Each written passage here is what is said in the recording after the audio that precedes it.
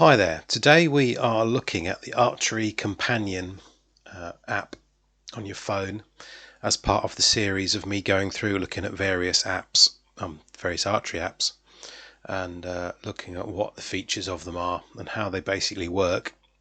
Just to refresh your mind or memory, if you haven't seen the channel and you didn't see the intro video to me going through what apps I was kind of looking at, let's have a look at the criteria that I'm basing all this on. Right, so my criteria for all these apps was looking at an archery scoring app. It had to be free, although a paid version could be available. It had to work on Android phones and tablets because I don't have a Mac or an up-to-date Mac, iPad or Mac computer. I'm looking at how easy they are to use.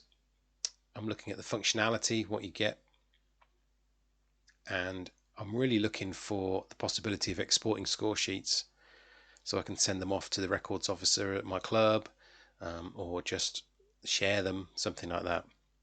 Finally, we're looking at data exporting and backup, because it's pointless if you lose your phone or break it or something like that and you can't regularly back up the data and then import the data back into it. So here's a list of the apps I'm looking at. We're currently on number 4 here, Archery Companion.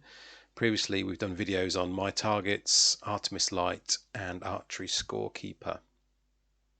This is number 4 in the series. So coming back to Archery Companion, which is what I'm looking at today, we've just got to look at a few possible issues with this app before we start, just to warn you. It was created in 2011, but it's not been updated since 2012. So as of this date, I'm making this video in 2020, so it's not been updated for 8 years. When you do install it, I'm currently on Android version 10. When you do install it, even Android will give you a warning saying that it might not work with your phone because of when it was created for a lot lower version number of Android. And when I actually went onto the app, there were lots of reviews from people saying that things, how do I do this, how do I do that? Well, it seems to be the problem why you can't do that is because of this problem, that it's not been updated for a long while and it's probably not working now with your version of Android. I found that you couldn't create custom rounds in it anymore, and you couldn't add your sight marks, but everything else seemed to be okay in it. So just giving you that warning to sort of start with. Right, so here we are in Archery Companion. You've just installed it and this is the screen that you get. 4 kind of simple icons.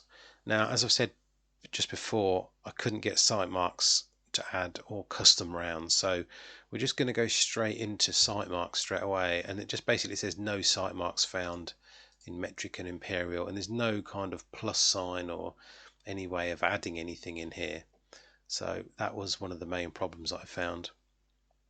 But if we go into rounds, then the rounds are in here. Obviously you can see again from the age of it that things are labelled FITA instead of World Archery or WA, and GNAS in the UK. It's obviously Archery GB now, really.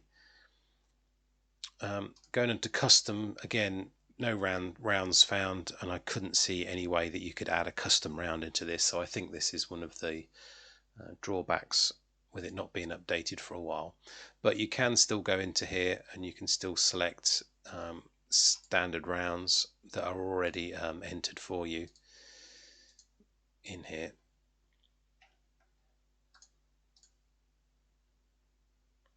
Okay, so that was rounds.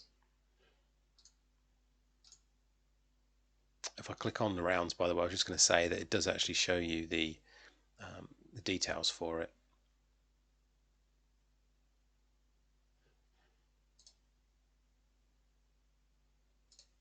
So that leaves us with two more options really. So let's go straight into a score sheet. This is quite simple really. I'm going to select the round. Obviously the selection list comes from what I've just looked at. So let's go outdoors again. Let's choose a WA70. We've got today's date in here, or I can change it in case I'm adding the scores afterwards. My name is kind of pre-filled out for me. Senior, junior, male, female, my bow type. So we've got a few different bow types in there, which is good. So I'm going to stick with recurve, and then it's simple as just clicking on start scoring. It's nothing complicated about this at all. So let's just start scoring, and this is quite a good screen actually. It's quite clear. I can see most of my ends on the screen until I scroll down to the total. So all I'd really do is actually click on the box or touch the box if I was on my phone, and then I would basically just score and put my numbers in, and then click save, and then we would carry on to the next row. So it's really simple, and it's just adding up my my end totals, and the round total is telling me what distance I'm doing, it's telling me the overall scores. It's giving me the number of hits I've got, the number of golds I've got, number of nines I've got, and my average arrow score. So pretty much everything you want out of it, to be honest, as long as those rounds that you want are being sort of catered for, and they're there, because you obviously can't create your own custom one at the moment. So I'm just going to come out of this now and then go to score history, and this is one I entered previously, which was 2 days ago when I was having a look at it. So this is showing me my personal bests here on this list. I didn't enter any indoor scores, so this is my score history. It took a few seconds, but yeah, this is the one that was there, 578. And then if I click on that, it really just gives me my overall view of that total and the hits and the scores. And then what I can do is I can view the score sheet, which is what we looked at before when we were sort of entering some scores. So that's as simple as it gets, really. That's it. I mean, this is going to be a really quick video, but there's not a lot else you can actually do with it. You can't export the score sheets. There's no built-in way of backing up your database. It is a little bit dated.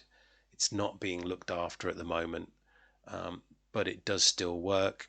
If you wanted to share or print out your score sheet, you would probably have to do some kind of screen grab of it on your phone and then just put it into I don't know, a photo editor, or just resize it or something like that. I mean, you probably don't need to actually supply or submit the whole score sheet. You could probably just get away with maybe just sending this screen,